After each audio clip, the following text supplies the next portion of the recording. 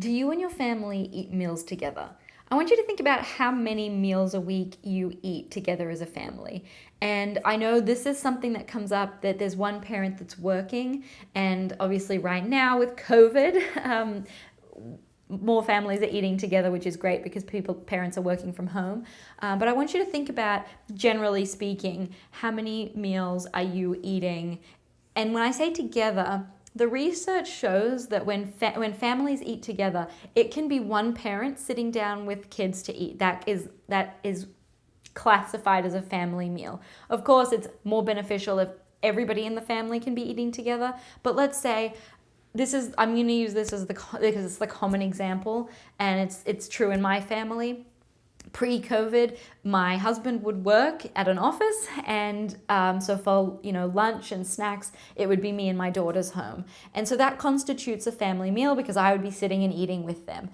And my husband would sometimes be able to join us for dinner. He was always with us in the morning for breakfast, so that counted as a big family meal, and then sometimes for dinner. The question that's popped up a lot is, what happens if dad or whichever spouse comes home after dinner time? Mum, or whoever the spouse is that's home with the children, often wants to wait for the other spouse to get home. So it's not a family meal at dinner. And the question is, how do we make that a family meal if it's not possible because dad or whoever it is not home? I'm going to use myself as the example here, and I'm just going to refer to my husband as dad.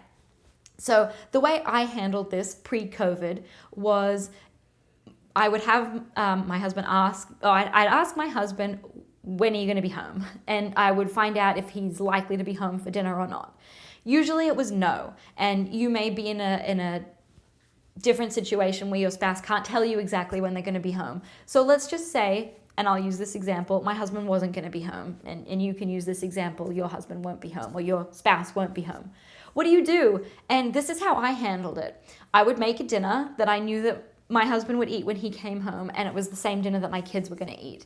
And I know this is not the ideal situation. So many things about parenthood aren't ideal. So you've got to kind of scrub your expectation there and bring it down. So the ideal, of course, is that you all eat together at the same time, but that's not possible in this situation. So how I handled it was, I would give my kids their dinner at their normal time of, say, 5:30.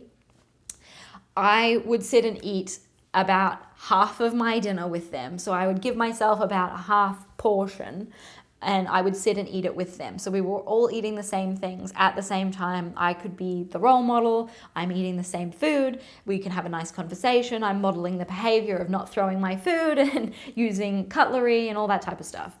And then I would put the kids to bed, or my husband would come home and help me put them to bed, and then he would eat afterwards, and I would eat the rest of my dinner with him afterwards.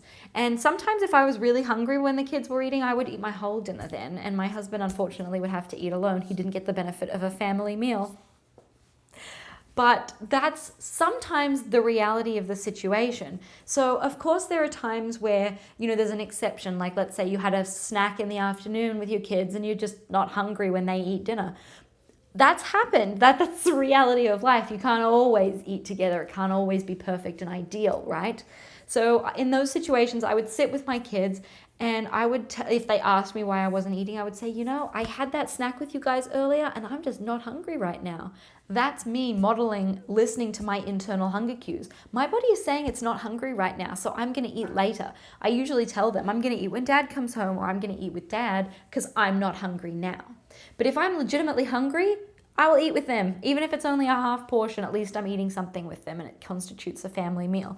Sitting with them, this was the other question that parents asked me, but I'm sitting with them, doesn't that count? And in the example that I just gave you, I told you I wasn't hungry, so I didn't eat. That's okay if it's once in a while.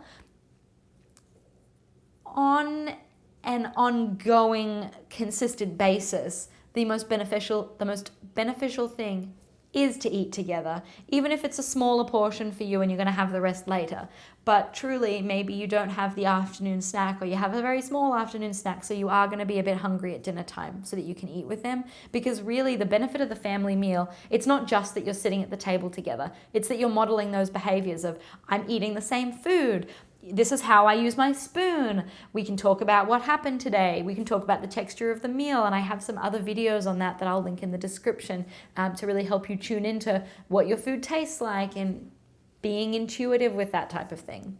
So those are some of, this is researched. There's a lot of research that supports children who have family meals multiple times a week, have a higher diet quality. They eat more fruits and vegetables. They eat lean meats and fish and whole grains compared to children who don't eat family meals. So this is very well documented. And what I'm trying to do here is bring it to what's realistic in a real life situation, because it's just not always possible to eat all together as a family.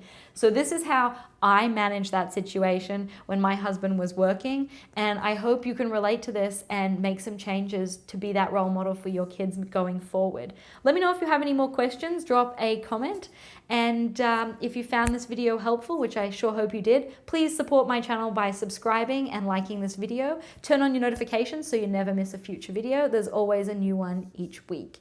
This is Talia the Dietitian. Thank you so much for watching. Bye. There's a lot of nutrition information out there. I am a dietitian and this is my specialty, and I'm here to help you.